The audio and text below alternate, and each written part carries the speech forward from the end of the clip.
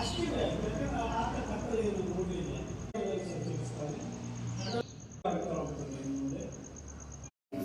चार पाँच छः सात आठ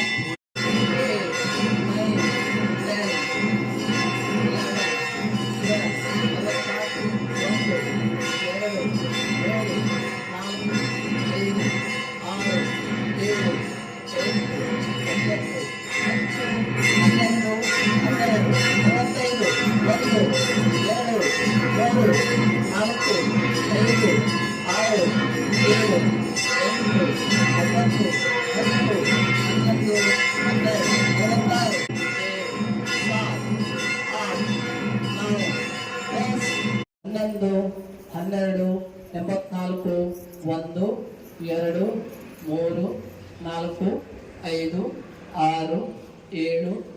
4, 5, 6, 7, 8, 9, 10, 4, 5, 6, 7, 8, 9, 10, 11, 12, 95, 1, 2, 3, 4, 5, 6, 7, 8, 9, 10, 11, 12, 96, 1, 2, 3, 4, 5, 6, 7, 8, 9, 1, 2, 3, 4, 5, 6, 7, 8, 9, 10, 11, 12, 4, 5, 6, 7, 8, 9, 10, 11, 12. ಸವಿತ್ರ ಸೂರ್ಯ ನಾರಾಯಣಾಯ ನಮಃ.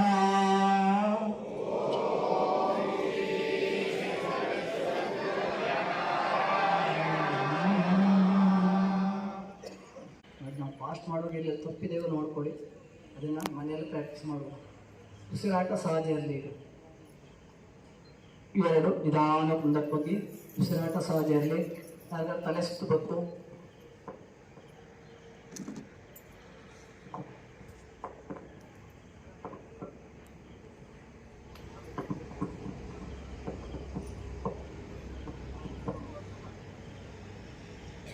ಉಸಿರಾಟ ಸಹಜ ಇರಲಿ. ಮೊಣಕಾಲು ಬಗ್ಗಿಸ್ಬೇಡಿ. ನಮ್ಮ ಆಯಾಸವನ್ನು ಕಡಿಮೆ ಮಾಡೋಕ್ಕೆ ಈ ಆಸನ ಬೆಸ್ಟ್.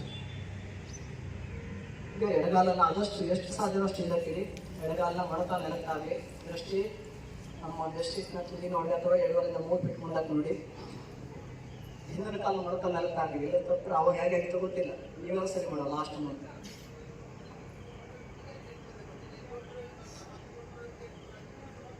ಹಾಗೆ ಇನ್ನೊಂದು ಕಾಲನ್ನು ಹಿಂದಿನ ಕಾಲು ತೋರಿಸುವ. ದೃಷ್ಟಿ ಮುಂದಕ್ಕೆ.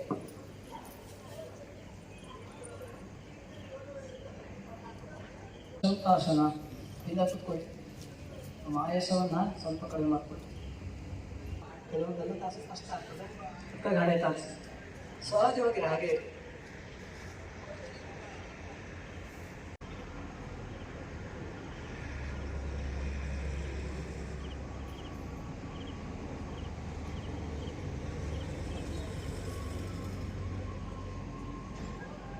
ರಥಸಪ್ತಮಿಯ ಪೂರ್ವ ಅಥವಾ ಪುಣ್ಯ ದಿನದಲ್ಲಿ ಅವರಿಗೊಂದು ಸಾಷ್ಟಾಂಗ ನಮಸ್ಕಾರವನ್ನು ಹಾಕುವ ಆಮಂತ್ರಣವನ್ನು ನೀಡಿದ್ರು.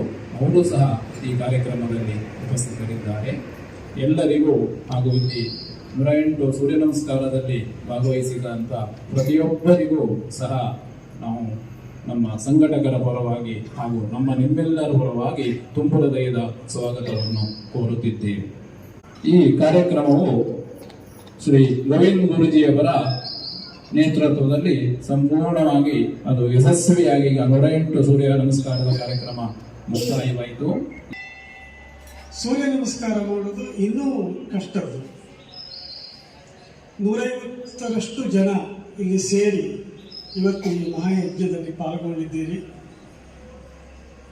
ಯಾಕೆ ಅಂದರೆ ಸೂರ್ಯನ ಆರಾಧನೆಗಾಗಿ ಸೇರಿದವರು. ರಥಸಪ್ತಮಿ ಅನ್ನೋದು ಸೂರ್ಯನ ಹುಟ್ಟಿದ ದಿನ ಅಂತ ಹೇಳ್ತಾರೆ. ಸೂರ್ಯನ ಜನ್ಮದಿನ. ಬಹುಶಃ ಇಡೀ ಭಾರತದಲ್ಲಿ ಸೂರ್ಯನನ್ನ ಕುರಿತ ದೇವಾಲಯಗಳು ಬಹಳ ಕಡಿಮೆ ಇದ್ದಾವೆ. ಯಾಕಂದರೆ ಪ್ರತಿದಿನ ಬೆಳಗ್ಗೆ ಎದ್ದಾಗ ಕಾಣುವ ದೇವರಾದ್ದರಿಂದ ಮತ್ತೆ ದೇವಾಲಯದ ನಿರ್ಮಾಣ ಅಗತ್ಯ ಇಲ್ಲ ಅಂತ ಅನಿಸ್ತದೆ. ನನಗೆ ತಿಳಿದಿರುವ ಹಾಗೆ 4 ದೇವಾಲಯಗಳಿದ್ದಾವೆ. ನಾಗರಕೊಯಿಲಿಯಲ್ಲಿ ಒಂದು,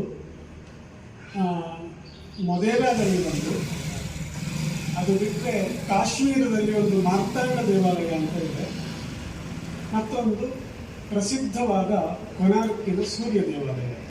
ಉತ್ತರಾಯಣದತ್ತ ಸೂರ್ಯ ವಾಲುವ ಕಾಲವನ್ನು ಸಂಕ್ರಾಂತಿ ಅಂತ ಕರೀತಾರೆ. ಅದನ್ನು ನಾವು ಉತ್ತರಾಯಣ, ಅಯನ ಅಂದರೆ ತಿರುಗಾಟ ಅಂತ ಅರ್ಥ. ರಾಮಾಯಣ ರಾಮನ ಓಡಾಟದ ಕಥೆ ಅದು. ಹಾಗಾಗಿ ಉತ್ತರ ದಿಕ್ಕಿಗೆ ಸೂರ್ಯ ಕ್ರಮಿಸುವ ಅಂದರೆ ಹಗಲು ಹೆಚ್ಚಾಗುವ ಕಾಲ. ಗಮನಿಸಿರಬಹುದು ನೀವು, ಸಂಕ್ರಾಂತಿಯವರೆಗೆ 6:24 ಸೂರ್ಯಾಸ್ತ ಆಗುತ್ತೆ.